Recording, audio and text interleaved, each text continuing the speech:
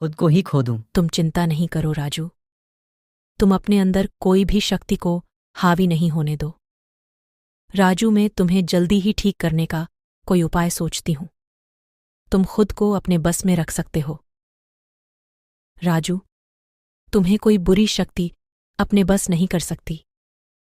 मैं अभी अभी आती हूं, इसका उपाय निकाल कर। इतना बोलकर रानी भागते हुए घर की तरफ जाने लगती। ये कुछ दूर गई ही होती है कि ये देखती सामने एक भूतनी परेशान होकर कुछ ढूंढ रही होती है।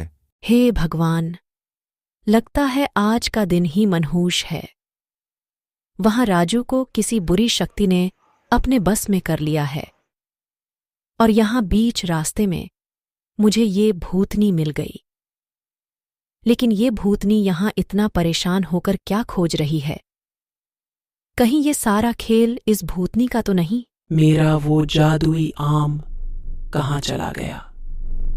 मैंने कई सालों की मेहनत से उस आम में अपनी सभी शक्ति को उसमें समाया था, ताकि मैं अगले अमावस्या की तपस्या से मिलने वाली शक्तियों को अपने अंदर समान सकूं और आम में रखे शक्तियों को मैं अपनी भूत सेनाओं की शक्ति मजबूत करे में लगा सकूं। लेकिन वो आम अचानक से गायब होकर कहाँ चली गई? तो ये बात है। वो आम की कहानी यहां से शुरू हुई थी। तभी राजू ने जैसे ही उस आम को छुआ, वो काफी शक्तिशाली और विशाल बन गया और उसके अंदर अजीब सी शक्तियां उसे कंट्रोल करने में लग गईं।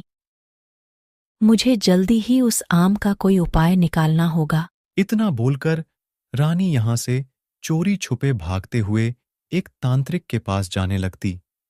ये जैसे ही तांत्रिक के पास जाती, रानी सारी कहानी तांत्रिक को बताने लगती, जिसे सुनते ही तांत्रिक के पैरों तले जमीन खिसक जाती। रानी, अभी सिर्फ राजू ही नहीं, उसके साथ साथ पूरी दुनिया खतरे में है। गलती से भी वो आम अगर उस भूतनी को मिल गया तो वो अपनी बहुत सेनाओं को बहुत ही विशाल और शक्तिशाली बना लेगी और पूरी दुनिया के लोगों पर राज करके भूतों की सभा चलाएगी। इन सब से हम लोगों को सिर्फ एक ही शक्ति बचा सकती है, और है राजा आम। ये राजा आम कौन है तांत्रिक जी? और मैं उसे कहाँ ढूंढूंगी? आप कुछ भी कीजिए, बस मेरे भाई को ठीक कर दीजिए, फिर हम उस भूतनी से भी निपट लेंगे। राजा आम सभी आमों का राजा है। सिर्फ यही है जो उस आम के अंदर की भूतियां शक्ति को खत्म करके राजू को ठीक कर सकता है। नहीं तो उस आम जो कोई भी छुएगा वो बहुत शक्तिशाली और विशाल हो जाएगा।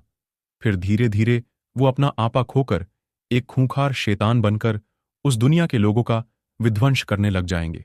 लेकिन तांत्रिक, मेरे राजू का क्या होगा? कहीं वो भी अपना आपा खो बैठा और लोगों को नुकसान पहुंचाने लग गया तो बहुत ही भयंकर आफत आ जाएगी। मुझे जल्दी ही राजा आम का पता दीजिए। मुझे समय से पहले वह जाना होगा। उसके बाद तांत्रिक जादू करता और रानी को जादू से दूसरे लोक में भेज देता, जहां पर ये देखती आसपास सभी जानवर आम जानवरों के मुकाबले बहुत ही भयानक होते। मैं यहां किस लोक में आ गई? और ये जानवर इतने विशाल और खूंखार, कैसे इनके चपेट में? अगर मैं गलती से भी आ गई तो ये मेरी चटनी बना देंगे। मुझे संभल कर रहना होगा। इतना बोलकर रानी राजा आम को ढूंढने के लिए निकल लेती।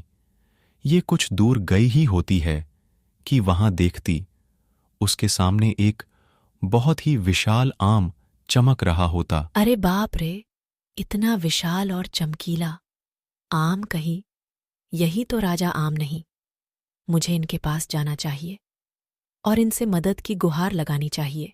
इतना बोलकर ये आम के पास जाती और बोलती, राजा आम, हमारी मदद कीजिए, हमें बचा लीजिए।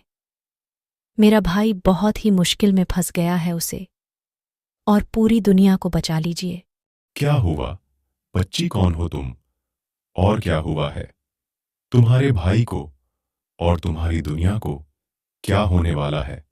मुझे अच्छे से समझाओ ताकि मैं तुम्हारी मदद कर पाऊं। उसके बाद रानी सभी बातें विस्तार से राजा आम को बताने लगती, जिसे सुनने के बाद राजा आम बोलता, तुम चिंता नहीं करो रानी, तुम सही समय पर यहां आ गई। मैं अभी उस जादुई आम से उसके अंदर की बुरी शक्तियों को खत्म कर देता हूं। जैसे ही उस आम से बुरी शक्ति का नाश होगा, राजू के ऊपर से उस शक्ति का असर भी खत्म हो जाएगा। और रही बात उस भूतनी की, उसने अपनी सारी शक्तियां उस आम में रखी हुई थीं। जैसे ही उस आम की शक्ति नाश होगी, उस भूतनी का भी अंत हो जाएगा। इतना बोलते ही राजा आम अपनी जादुई शक्तियों से उस आम के ऊपर हमला करता, जिससे सभी बुरी शक्तियों का नाश हो जाता और देखे ही देखते राजू अपने असली रूप में आ जाता और वही वो भूतनी हमेशा हमेशा के लिए इस दुनिया से चली जाती।